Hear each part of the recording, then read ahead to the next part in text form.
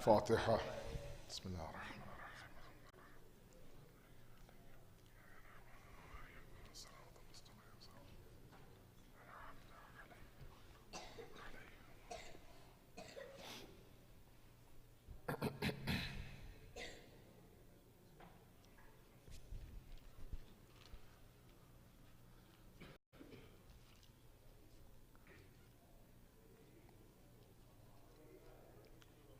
صلوا على محمد وآل محمد.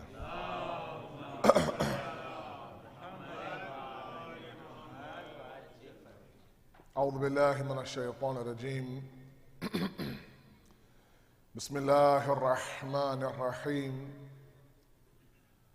الحمد لله الذي لا يبلغ مدحته القائلون ولا يحصي نعماءه العادون ولا يؤدي حقه المجتحدون، الذي لا يدركه بعد الحمم ولا يناله غوص الفطن، ثم الصلاة والسلام على أشرف الأنبياء والمرسلين، حبيب قلوبنا وطبيب نفوسنا والشفيع ذنوبنا، سيدنا ومولانا أبي القاسم محمد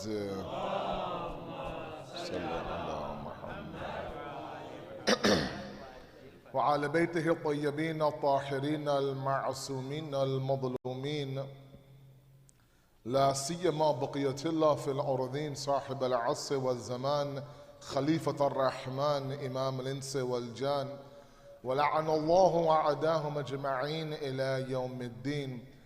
أما بعد، فقد قال الله وقوله الحق. بسم الله الرحمن الرحيم. الذين جاهدوا فينا لنهدينهم سبلنا وإن الله لمع المحسنين. صلاة على محمد وآل محمد.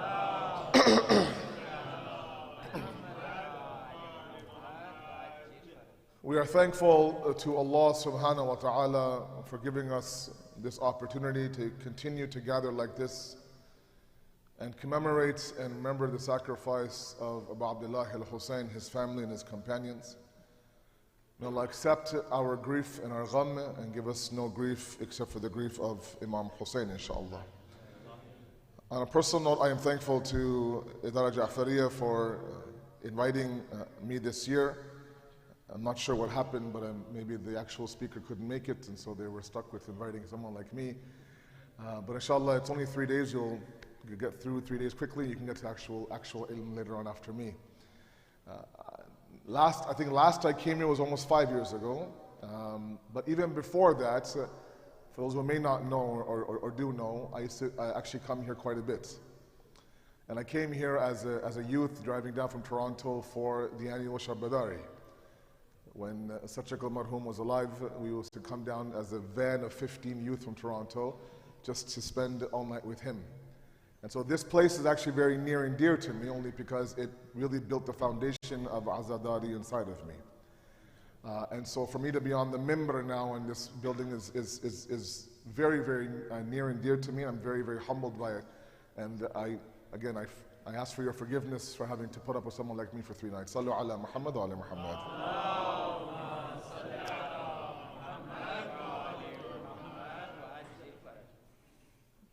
The reality of the creation of the human being is that we are a very ajib creation. There's components inside of us that have no business mixing together. When you look at the story in Surah Baqarah, for example, when Allah subhanahu wa ta'ala now is telling the angels that I want to create a khalifa, that I want to create a khalifa on this earth because I was the alam, now I want to become the ma'aloom. I want to become the known. Now a lot of my youth ask us that, why did Allah have to create us? And you can go into a very philosophical discussion about the purpose of creation and hadaf hayat, but the reality is that that's what a khaliq does. A khaliq creates. It's like asking a poet, why do you write poetry? Or an artist, why do you paint? It's what they do. It's built in their essence. So in the essence of Allah as a khaliq is that He creates. So the initial reason why Allah subhanahu wa ta'ala created us is for the very purpose of His khaliqiyat. Correct? Okay, that's number one. But number two, and more of a philosophical discussion, was that He wanted to become known as an entity. Not for Him, but of course for our own purpose. Now with that creation, of course, He says that, as the Quran says, He approaches various different aspects, the mountains and the animals and the skies and the heavens, that will you take on this responsibility of making me ma'loom, and this heavy burden, heavy burden, heavy burden. Everyone says no except for the human being. Now when that happened, how it happened, that's in a different era altogether. So He decides to create this Khalifa. The Khalifa's purpose is to do what? Make Allah ma'loom, known to the other representatives or the other existences. Fine. The first group that was very confused about this idea of the Khilafat of the human being were the angels. Now sometimes on the minbar we have this idea that, we actually make it sound like they argued with Allah or challenged Allah, or, are you sure you want to do this, Allah? Question the wisdom of Allah. But the angels aren't programmed like that. They were confused, and the confusion is legitimate. And the confusion is this, that here you have Allah subhanahu wa ta'ala, who is flawless, unlimited, perfect, without any sort of limitations, no boundaries, no flaws, no nothing. He is metaphysical in nature. And here He wants to create a human being that is quite the opposite of all those qualities. A human that is limited, a human that is flawed, a human that is physical in nature. And somehow He wants to use this limited human being to make him the unlimited ma'loom. And that's the ihtiraz of the angels. That's the confusion of the angels. They don't quite understand, how does God expect to reach His purpose if He's using the wrong tools? Because all that they did was they lowered down the human being to what? Someone who is bloodthirsty, fitna, fasad, corruption. You're not going to achieve what you want to achieve, God. Can you help us clear up this confusion? So He comes to Allah, the angel, with a full complaint, and Allah looks at them and says, Inni a'lamu ma la ta'lamun. Basically, go from here. You don't know what I know. Person comes, let's say, for example, to Amjad Bhai and says, Amjad Bhai, who is this guy from Toronto you invited? Why'd you invite this guy? Go on and on about the complaints about the speakers, and blah, blah, blah, blah, blah. And Amjad Bhai says, okay, you don't know, keep going. They won't like that response. There's been entire discussions in tafsir about the quiet response of Allah subhanahu wa ta'ala. Allah does not even address the complaints of the angels. Does not. They come with it and say, look, this human being that you want to create is good for nothing but blood. It's good for nothing but corruption and for confusion. Fitna, fasad, khun, rizi, all of that, the human's good for. That's what He'll do on earth. He won't do what you want Him to do, meaning what? Make him be a khalifa of yours. He won't do that. Allah doesn't even address one of their problems, or one complaint, or one confusion. And Alama Tabatabai in Tafsir al-Mizan calls it the quiet response. It's a quiet response. And he says, why did Allah give a quiet response to the angels? There's several reasons. Number one was that He's not naive. Allah subhanahu wa ta'ala is not naive. It's not like He thinks, oh no, not my human being. No. It's like that, it's like those parents in the Idara, right? MashaAllah. Whose kids, mashallah, are energetic, as just to be polite. Energetic. In, out, zip, zip, under, do that, laugh, this, that. And somebody has the himmat to say, Baba, please just tie him to your leg if you have to. I don't care. Just don't let him go beside you. Why? Because he's disturbing this, that. He's loud. Like, no, not my son. Maybe your son, but he's an angel. Right? Those are naive parents. Okay? Allah's not naive as a khaliq. Him being quiet in the nature of the response means that fine, I accept the fact. You're right. There's an element of the human being that is what? Bloodthirsty, fitna, fasad, no doubt. But Allama says the other portion of the response was that, meaning what? There's another whole dimension to the human being that you're not aware of. And that dimension is connected to what? To me. وَنَفَخْتَ فِيهِ مِنْ رُوحِي. I blew in him my spirit. That sheer potential of the insan to be my khalifa is enough for a reason for me to send him down and do what he wants to do. Meaning Allah's response to the angels was surely based on the word potential.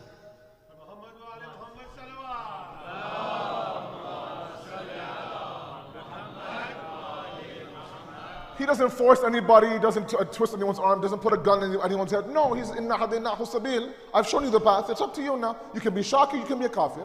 You can be grateful and adopt the path. You cannot and not adopt the path. It's up to you. Totally up to you. But there are elements inside of you that I know can be my khalifa. Because we think that the khilafat belonged to one Adam. No. Did not belong to one Adam. The khilafat exists today. It's given to who? The Bani Adam, you and I. We still are responsible for making what? Allah known to everybody else. Be it other fellow human beings or be it other mawjudat, doesn't matter. That khilafat exists today. It was given to what? Humanity, not just one human being. That's why when you look at the khutbah of Mina of Imam Hussein alayhi salatu wasalam,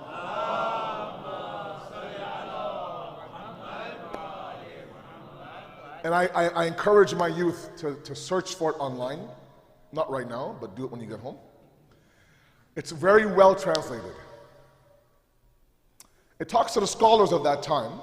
The last paragraph is important. That's when Imam Hussein goes from talking to the ulama and talks to Allah instead. And sometimes I tell you, it's amazing how, we talk about certain verses of the Quran doing tafsir of other verses. Right? The beauty of tafsir al-Mizan is what? It's a tafsir Quran bi Quran, they say in Farsi. Using the Quran to understand the Quran. It's a beautiful, beautiful tafsir methodology. Sometimes, of course, one imam does tafsir of another imam's mission as well. We see it up and down. In this khutbah Mina, the last paragraph, he talks to Allah subhanahu wa ta'ala. Many ulama have said that what Imam Hussein was doing was painting a picture of the government of Imam Zamana. And in that he says that I am not moving towards Karbala, as you all know. Not for fame, not for fortune, not for money, not for government, not for power. I don't want any of it. I'm going for 4 reasons. And basically the shara of this khutbah is that if the wali was ever given the government of Allah on this earth after Imam Mujtaba, then this is what we should expect to be the fundamental cores and principles of a government under the ma'soom of Allah subhanahu wa ta'ala. Meaning what? You can expect this to be prevalent inside society when the Imam comes. Now, I don't have time to go through all 4. The very first one is that he says that Allah is what? Allah is common. Allah is known in society. And when the Imam comes and the Imam establishes his government, inshallah, and all of you, mashallah, are his ashab and right beside him, inshallah, and he establishes government and he begins, his execution of that government, for example, one of the things that you can make sure that will be rampant in society is God. Now, what that means, it's a whole discussion. It's a whole discussion. But what Imam Hussein is saying is that this khilafat of the mankind will be renewed when Imam Zamana comes. Right? There's a whole discussion in psychology, and those of you who are psych majors in the audience, you might enjoy this. A whole discussion on how has a human being come down all the way to what we see today. And exactly what the angels describe, we become that as a human race. Bloodthirsty, blood-hungry, corruption, fasad, fitna, everything. It's right in front of our eyes. And why psychologists and people who study sociology, they all say there's one common element, and they call it the death of God in society. The death of God in society. The reason why a lot of human beings have gone down the route of being savage animals, look what's happening in Yemen right now, in Bahrain right now, in Palestine right now, in Pakistan right now. It's brutal. Sometimes, I remember when I used to be younger, I used to stop and think that it's true, like a 6-month Ali Asghar. Isn't that a little bit overboard? A 12-year-old Janab Qasim, for example. Oh no, Muhammad, these are young kids. Like, are you sure that they would, an arrow to the throat of a 6-month-old infant? How can someone be that much of a savage? And yet we see coffins being wrapped around 4-year-olds now in Pakistan, in Yemen, in Bahrain. It's very much possible. The human can go all the way down to what the angels described. And part of it is the death of God. When the death of God exists in a society, in a community, in a family, in an individual, it means what? That individual now no longer has that governing hand over him. He's at the whim of his own khayal. And that's dangerous, guys, very dangerous. So yeah, I've said it before, I'll say it 1,000 times. Right now we have two religions. I'm generalizing, I know. One is what's called Deen-e Khayal, one is called Deen-e Muhammadi. There is that deen in the books that of course has been there for 1400 years, that's no doubt. Then there's that deen that I believe, Maulana. Oh, I think, Maulana, in my opinion, Maulana, Marijiyat doesn't exist in 2018. I think that if you were to re-evaluate the Sharia in 2018, it wouldn't be the same Sharia of the Prophet of Allah.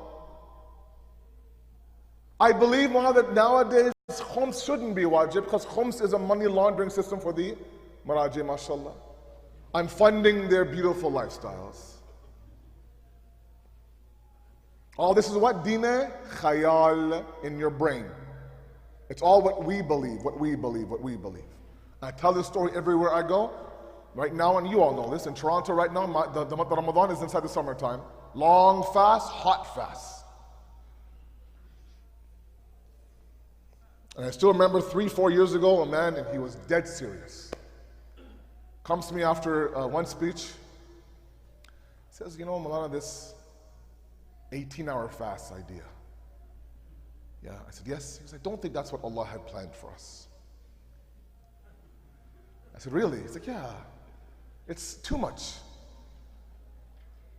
And I said, Uncle, we believe in a lunar calendar, right? There was a time where our fasts were 9, 10 hours. Do you remember those days in the winter time when our suhoor was at 5:30, our iftar was at 5:30? Do you remember those glory days, mashallah, of Ramadan? He goes, yes, I remember. That's how it should be every year, Maulana. So can you go back to Qom and Najaf and maybe work something out, maybe an average time? And he was dead serious. I don't believe that's what Allah had in store. So Deen-e Khayal.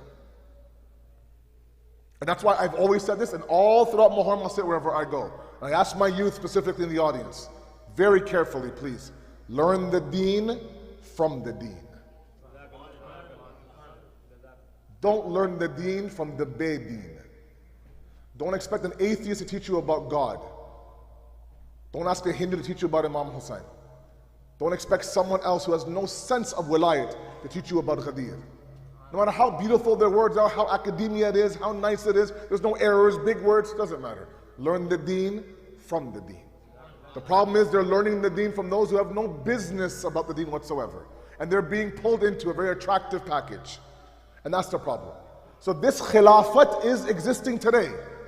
And it's up to us now to ensure that God doesn't die within us, within our families, within our communities. Now, back to his potential, inshallah. Sallu ala Muhammad wa ali Muhammad.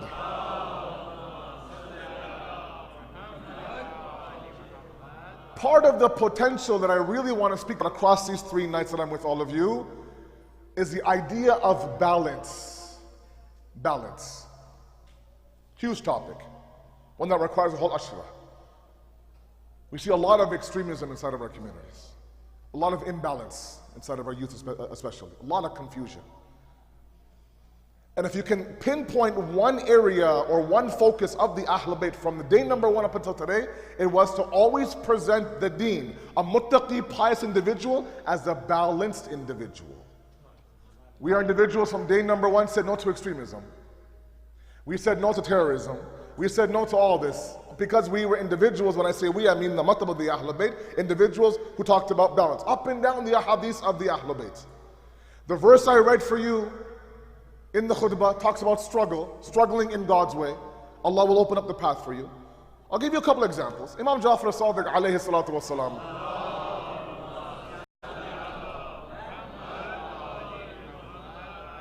One example, he says when it comes to khawf and raja, hope and fear, you should have enough in a mu'min's heart. There should be enough of both, hope and fear for Allah, to the point, if you are to measure them both, they're the exact same measurement.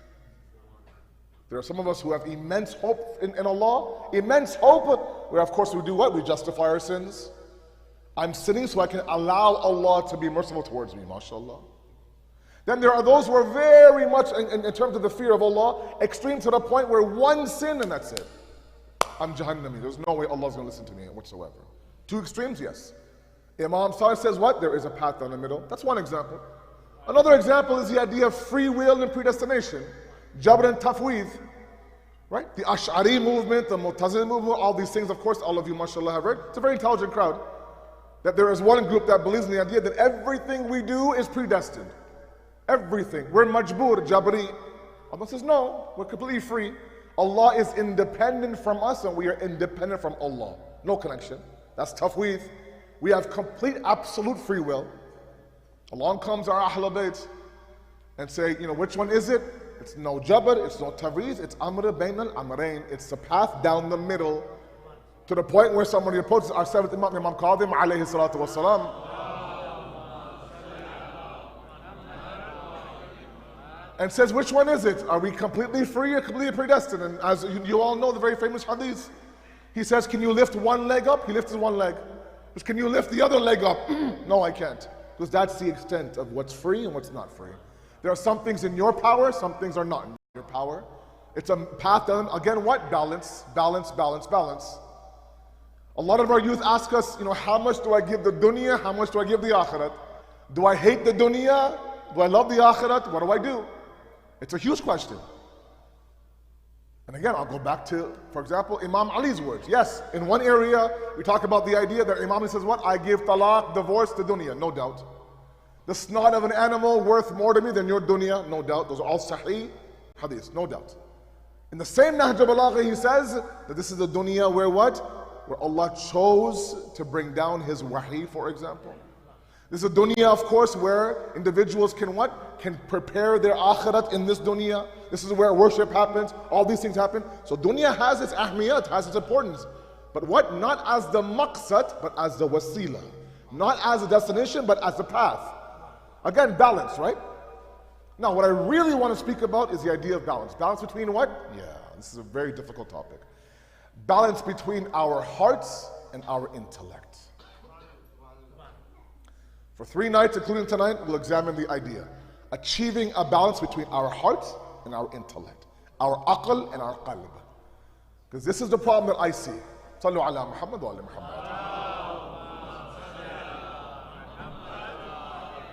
Can I have you guys please just move a little bit forward if you don't mind, and nice and tight, please.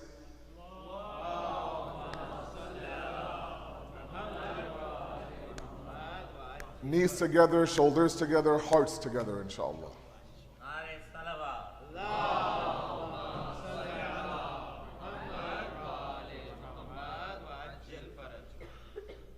And this topic comes about in the month of Muharram every single year. And now it's becoming to a point where it has to be addressed. And that is that when there are individuals who enter the arena of Imam Hussein on the plane of being an intellectual. They're trying to somehow justify every act in the commemoration of Imam Hussein at the aql level. Okay? So I get emails all the time, prove to me about matam, for example, Maulana. I want to know at the aql level, where is their matam? That's one side. Other side is there are those who enter completely 100% on emotion, on grief. And the emotion exists in the heart. Okay? So whether or not what you're doing for Imam Hussein makes sense in the aql or not, doesn't matter. My heart tells me to do it, so I do it. So now when a fatwa comes and saying, look, the way that you are grieving for Imam Hussein might not be good for the deen at the intellect level, they reject. Why? Because Imam Hussein doesn't exist up here for them, he exists down here for them. And there is this conflict now, this war now inside of us. And so it has to be addressed. Sometimes you can't intellectually prove the idea of somebody standing in rows and doing sina zani, doing matam on your chest, where my left arm is your right arm, for example. You can't. And so when someone walks in and says, what's happening here? I simplify things. I said, you don't need to, for example, talk about the philosophy of Ada or the intellectualism of Ada. Keep it simple. It's organized grief, that's all it is. It's organized grief.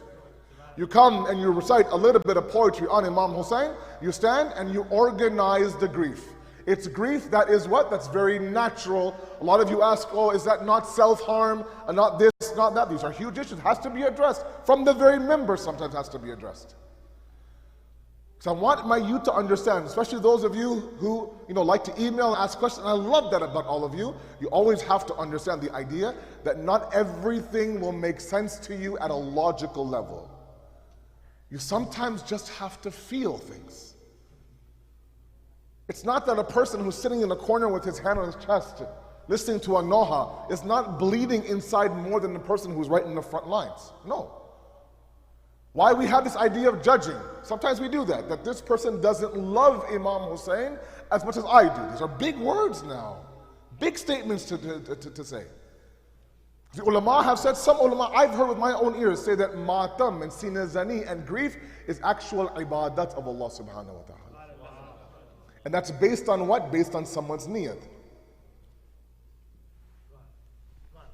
Look, it's very simple. We often wonder about this Sol Salam. It's not my topic, but since I'm here. Sol Salam, Marthia Noha. What is this cultural Pakistani, Desi, Indian thing that we started? And it drives my elders crazy. Is this why I brought my kid here to Maryland? We were good in Karachi where we were. We were good in India where we were. I remember I was in a community years ago. We had a family event. And I had a mini anonymous survey. And it shook me, it broke my heart. And I asked, this was for the parents, these are typical immigrant parents.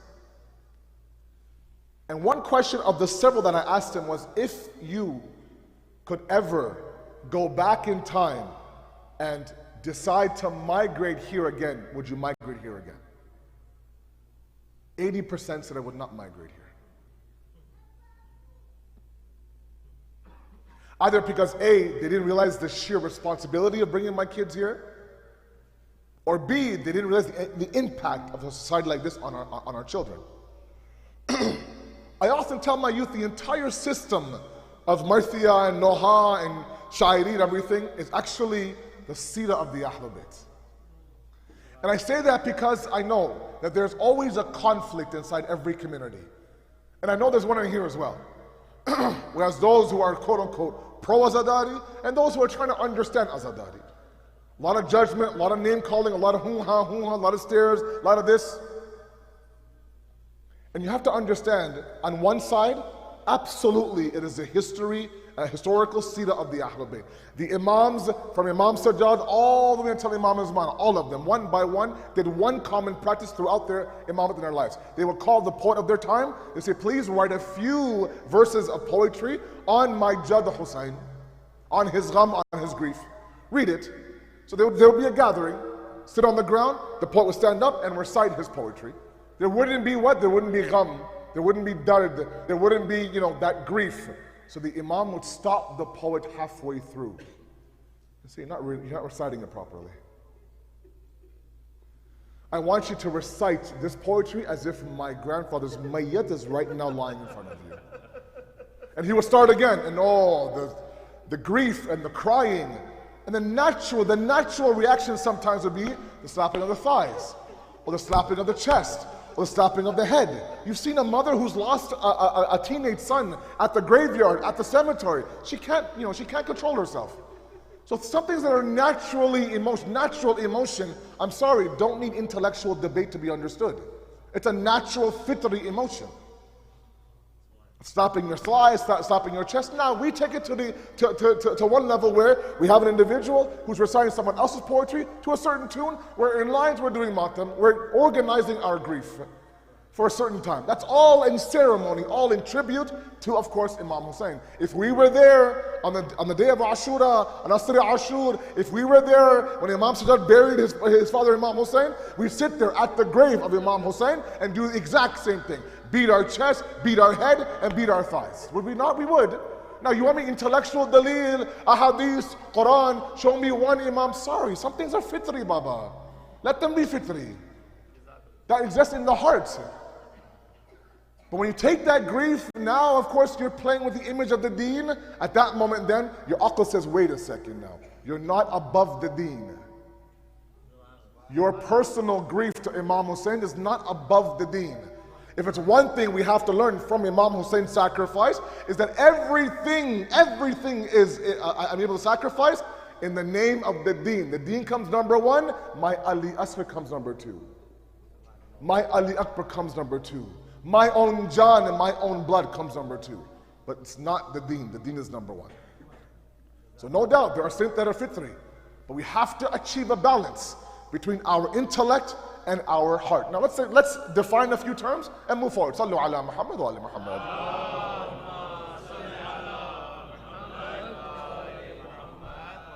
The word aql, used a lot, you've heard it a lot, alhamdulillah. The word aql literally means to tie something together. Aqala means to tie something together. Right? Nowadays, the Saudis, they wear this rubber thing on their head to keep their male hijab on their head.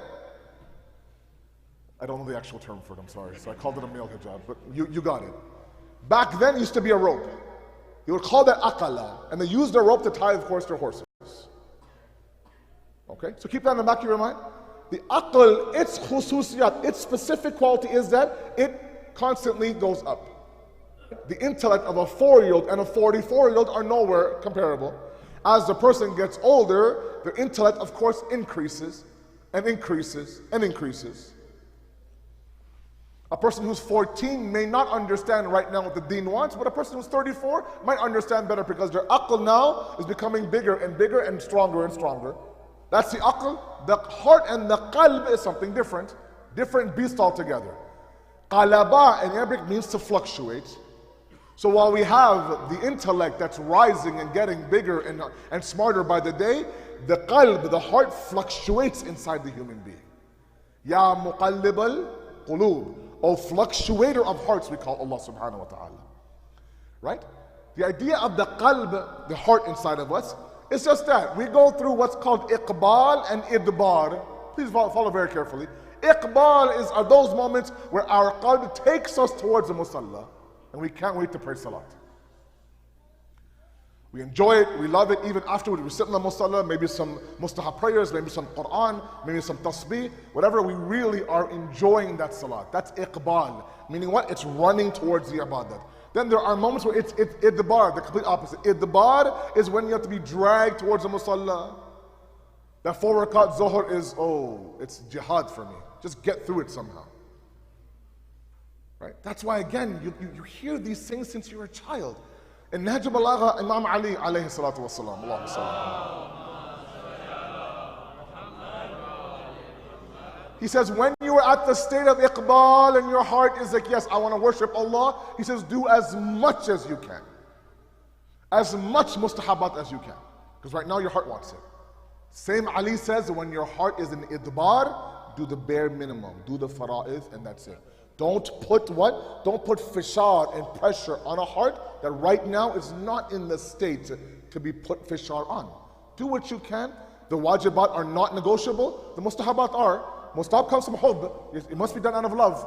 Sometimes we put so much pressure on ourselves that no, Maulana, I have to do this. It's mustahab, Baba. Just leave it for a second. When you are in the state of iqbal, then understand that. This iqbal and idbar are what? Are the states and the causes of a heart, of the qalb. So we're dealing with two different beasts inside of us that have to be understood. And in between is this one 18-year-old child or a youth who's being pulled by the heart and pulled by the intellect. There's sometimes where, things don't make sense up here, make sense down here, and we're okay. Sometimes things don't make sense here and make sense up here, and we're all in chaos. Like, I know that I should not be marrying this person. Everything in my mind tells me bad news, bad news, bad news, but my heart screams, you have to marry this person.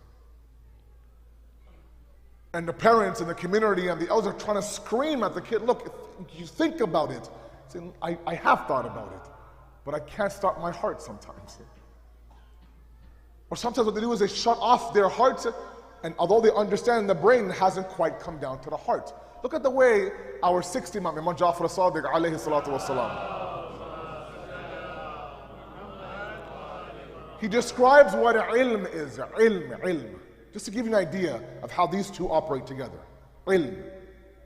Ilm is knowledge. It's a poor transition in English.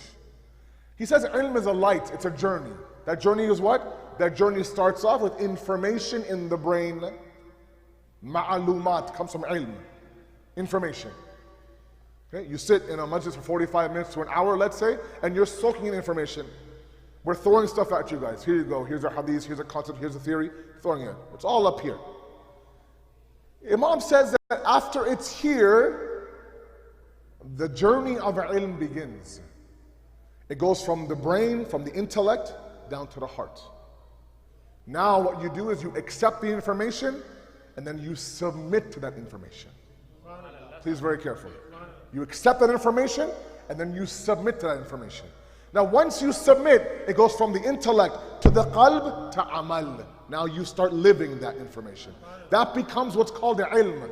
An alim is an individual who what? Not only knows, but he also practices. The Prophet of Allah sallallahu alayhi wa sallam. He says, 2 people have broken my back. Alim bi amal, jahil ba amal. Yeah, broken his back. A scholar who has no amal, ilm and amal, 2 different things.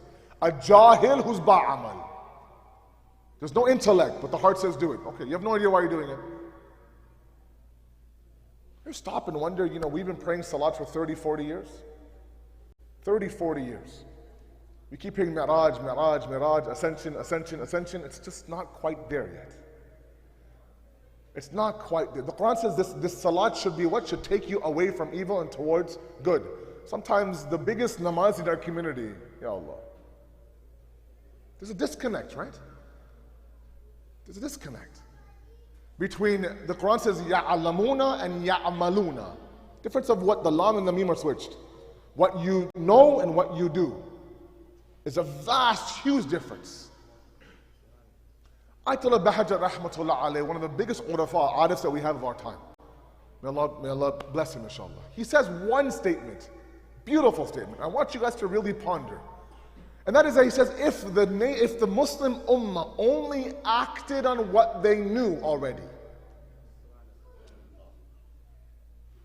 then they'd be somewhere else right now. Just think about it for a moment. How many programs a year do we have in Idara? 150? 100 programs? Including Shab al-Jummah, Nat Ramadan, Wiladat, everything. 100, 150 at least? At least in every program, 25, 30 minutes, 35, 4 minutes of some sort of dhikr, some sort of reminder from the member of an alim or a speaker or a khatib or a dhakir, something of the Ahlul Bayt, something of Allah to remind us. 150 programs a year. Half the year, we are being constantly reminded. How much of that me? How much of that do I practice? Yeah, it got real quiet in here all of a sudden. Yeah, it's a reality. If these 2 work hand in hand, you have the insan and kamil at your fingertips. It's so funny, I was asking a couple of youth, this is years ago in a city in the US. I said, last year you had this sayyid for Muharram. He says, yes, yeah, I did. How'd it go? How were the first 10 days? Was it revolutionary? Was it impactful? Was it pious? Yeah, it was okay, but Maulana, I've heard all those things before. Okay. Nothing new. I could finish his sentences on the member. I said, okay, that's good. That's great. I go, how much of what you have heard did you actually act on? He goes, no, that's a different story, man. We have to connect our aql to our qalb.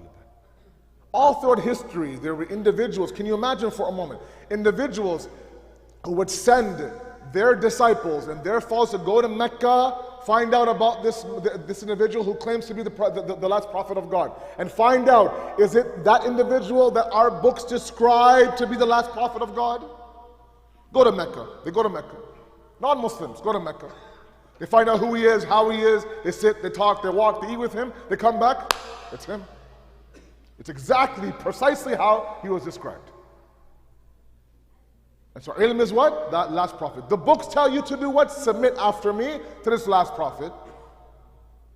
And after having the ilm, they would devise plans to do what? To kill the man, to remove the man. We believe up here, we don't act down here. Where is there a disconnect? Where is there between ilm and amal? Because sometimes, and I'm sorry, sometimes we're told that, look, you don't need the amal. You have the walayat of Imam Ali, for example. You have the idea of the Azadari of Sayyid al-Shuhada. All this is there, that's fine. Oh, salat, fasting, those things are durki, but secondary. You have this wilayat inside of you, right? So now you have a one-way boarding pass to Jannah, inshallah. Why? Because you have this wilayat in this Azadari. That's been preached sometimes from our members and in our pulpits for some reason, and a lot of us are accepting that idea. Does it not make sense to you that the very Imam that we are saying labbaik to was the very Imam who was the epitome of amal and deeds? The same individual, like the beauty, somebody asked me, I remember I had a discussion on the 7th or 8th of Muharram, just this Ashra past, in Toronto, with a bunch of youth in somebody's house. And they asked me for the greatest fadail of Imam Ali. It's a tough question. Tough question. And I thought to myself, Khaybar Khandaq is there, there's no doubt about that. But to me, the greatest fadail of Amir al-Mu'mineen is the fact that he did at every moment what was asked from him by Allah subhanahu wa ta'ala. Let me explain in a moment. Here's a man on the battlefield, was a lion, as all of you know. Wouldn't spare anybody. If he was rightfully to be finished off, he finished him off. After, of course, giving him opportunity after opportunity. Look, accept Islam, you walk away, I walk away, you strike me first. All these preliminary discussions. When all of that, of course, wasn't going anywhere, there was a war, there was a battle. He was the commander-in-chief of the Prophet of Allah's army for every single war except for one. When you use your sword that much across 23 years, after a while your heart becomes black. Ask individuals who are the heads of the army, who are sergeants, who are captains in the army. They just forget how to love. They forget how to smile. They forget how to have a heart. Everything is very, very professional. Everything is very, very concrete. Everything is a battlefield. They're harsh with their family. They're harsh with their kids. They're harsh with their soldiers. The same Imam Ali on the battlefield against the likes of Marhab and Amr ibn Abdawad and 35 in Badr. It takes a man to kill another man. One man. He's killed hundreds in his lifetime. The same Ali in the middle of the night would cry to Allah subhanahu wa ta'ala like a baby would cry for milk. The same Ali would feed orphans. To the point where, and all the Imams had this one special thought, there was a mark in his back from carrying grains for the orphans. All of you have heard the Masa'ib. Imam Hassan is done burying his father, comes back, the old man is crying. For 3 days, my friend, my Khalil hasn't been with me. For 3 nights, I miss him. He would come, he'd sit beside me, he would feed me, we would talk. I'd ask him, what is your name? What is your name? He goes, don't worry about your name. If you're gharib, I'm also gharib along with you. If you are faqir, I'm also faqir along with you. He made me feel like I had somebody. Who was this? This was the Imam of the time, the commander of the army of Rasulullah. This ability that Amir al-Mu'mineen had to do on the battlefield was asked to him, and then do on the musalla was asked to him, is his biggest fadail, if you ask me. It's incredible. Sometimes we get wrapped up in one and we don't see the other. He saw everything in its entirety. When it was time for him to turn the heart on, he turned the heart on. Turn the intellect on, he turned the intellect on. And that's the true sign of a Shia of Ali, is that he needs to do what Allah at that moment is asking him to do. Look at the story of Karbala. His son Abul Fazl Abbas. This man was chosen for the day of Ashura. Do we stop and wonder? Do we stop and wonder? You know the stories that sometimes my youth have that, oh, okay, if he stood, the horse would go under. Too many books have narrated that's how much of a giant of a man he was. Abu Fazl was a giant of a man. In his 30s on the day of Ashura, the prime of his youth. Chosen, certain qabila, certain tribe, by Imam Ali for the day of Ashura. He's watching the kids dying of thirst. He's watching his Mawla's lips getting drier and drier by the second. He knows he could end all this in 1 second. 33 years old. And when you have the blood of Imam Ali inside of you, and the skill of Imam Ali on the battlefield inside of you, it's very hard to turn it off. His heart was breaking by the second in Karbala. By the second in Karbala. We do the Ya Abbasis, we carry the alams, no doubt, but let's adopt the Seerah of Abul Fazl Abbas first. He had that josh, he had that josh, he had that josh. He would beg Imam Hussein, please Mawla give me ijazah, please Mawla give me ijazah. And he would say, Abbas, put the sword away, put the sword away, put the sword away. And he would walk away, bow his head, put the sword away. Aql says, follow your wali. Aql says, follow your imam. Aql says, accept his walayat. No matter what he says. When I want one thing and my imam wants another, the true abid of Allah is to follow the path of the imam of your time. He puts everything away. 33 years old, giant of a man. No one can touch this man. Nobody. And yes, I've read it too many times for me to deny. The man would stand and the horse would go under his feet. That's how huge he was. He fought them to get to the banks of Furat. It took hundreds of men to kill one Abul Fazl. That's how much of a giant he was. But yet somehow, when the aql was asked to chime in, it chimed in. When the qalb was asked to chime in, it was chimed in. When it's at that moment now, when Imam says, fine, you go, and that's fine, he turned on his aql and he went for a certain purpose, to get some water. But when he falls from the horse and he passes away, his heart says, Mawla, keep my body right here at the banks of Furat. The beauty of Abul Fazl Abbas's message for us, his character, on the day of Ashura alone is enough for us. Enough of blueprint. The intellect and the heart have to work hand in hand. Please, I ask you, don't be individuals who turn off your heart. Don't be individuals who turn off the aql and the intellect. Especially when it comes to the gham of Imam Hussein. Especially when it comes to the gham of Imam Hussein. Absolutely. We believe the day of Ashura. The day of Ashura happened. We were there. We gave our pursa and we moved on. We don't understand there are multiple days of Ashura. Multiple Karbalas. If that was Imam Hussein's Ashura, this is now Zainab's Ashura beginning.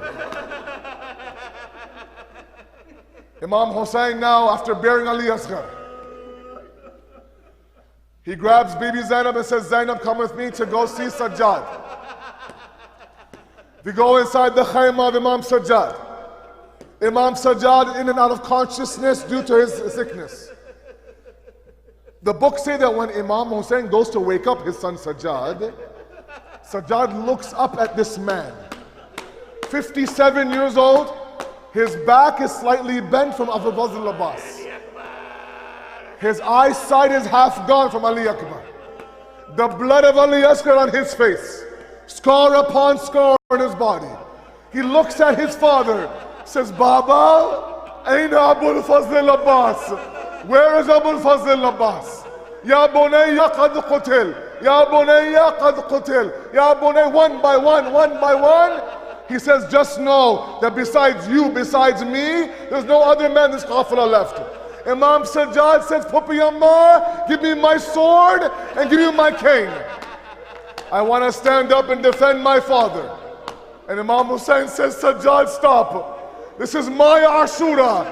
You have to take these women from Karbala to Kufa to Sham.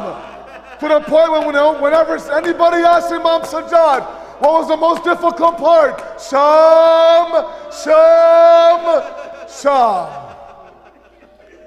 And one thing we don't realize sometimes is every other man there on the day of Ashura ended his life on the day of Ashura.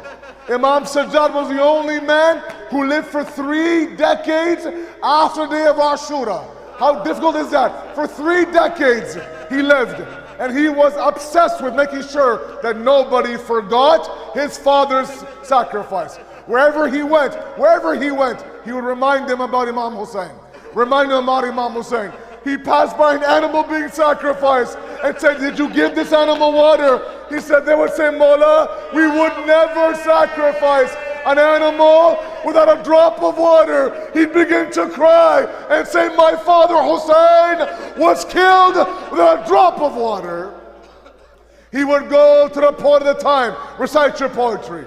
Up until his last very breath, Imam Sajjad, the doctors tell Imam Muhammad Baqir that your father now, it's a few hours left, he's going now.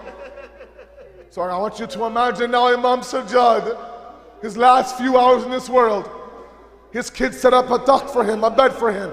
Put some sheets, put some pillows, make it comfortable. He says, remove the sheets, remove the pillows. Put me on the ground.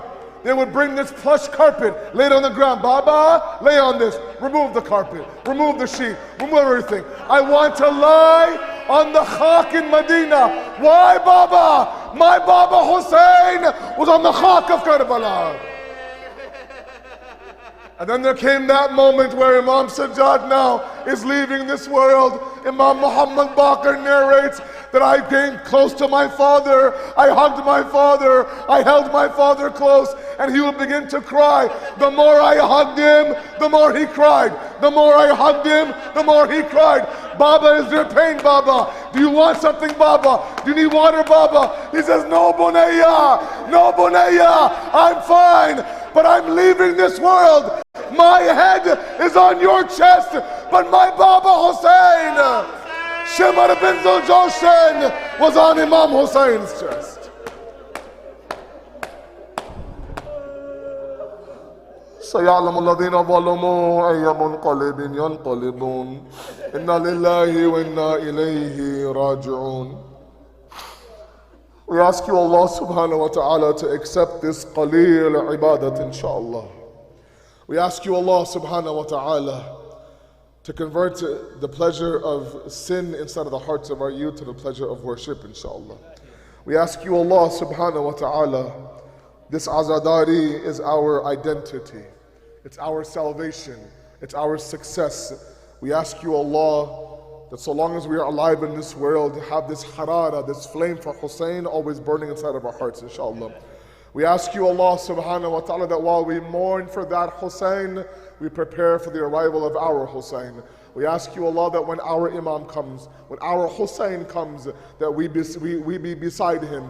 If Imam Hussein had Ali Akbar, had Qasim, had Sakina, then equally this Imam of ours also needs today's Ali Akbar, and today's Qasim, and today's Sakina. We ask you, Allah, make our youth the ashab of Imam Zamana, inshallah, and He make us isqabil and worthy of his zuhur, inshallah. Assalamu alaikum wa rahmatullahi wa barakatuh.